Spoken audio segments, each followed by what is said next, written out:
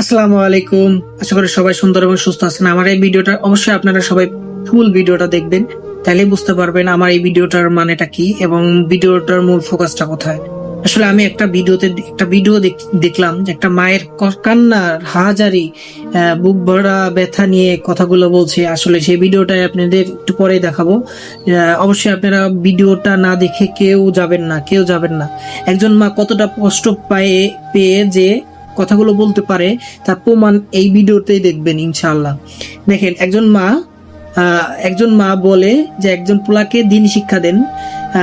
সে দিনী শিক্ষা দিলে সেই পোলা কখনো তার বাবা মাকে বৃদ্ধাশ্রমে রাখবে না। আসলে আমার কথা না, এটা আমার এক মায়ের কথা। দেখেন, ভিডিওটা দেখতে থাকেন, ফুল ভিডিওটা অবশ্যই। আমি আমার পোলারে দিনই শিক্ষা দেই নাই। আমি আমার পোলারে বড় করণের লাইগা খালি পড়ালেখাই করাইছি, দিনই শিক্ষা দেই নাই, আখলাকের শিক্ষা দেই নাই।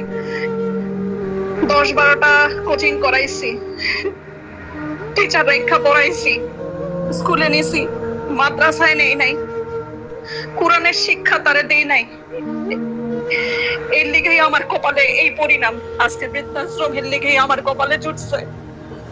যদি আল্লাহর শিক্ষা দিতাম তাইলে আজকে আমার এই অবস্থা হইতো না। জীবনে কোনোদিন দেখছেন কোন আলেম গো বাপ মা বৃদ্ধাশ্রমে গেছে?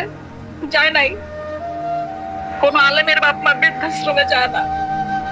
যায় আমগো মতো যারা বাপ মা স্বশিক্ষায় শিক্ষিত কইরা উচ্চতর ডিগ্রি দেই, তাগো পোলাপানরাই এক সময় বড় হইয়া চক্ষু ফুইটা যায়, আর তাগো পোলাপানরাই বাপ মারে পাঠায় বৃদ্ধাশ্রমে।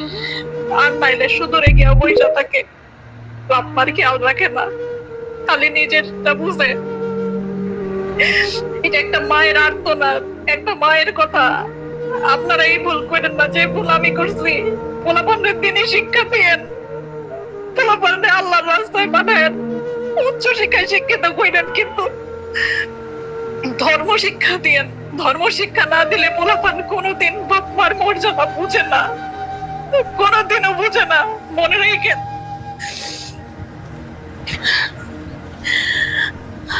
এই বুড়া বয়সে এখন বৃদ্ধাশ্রমে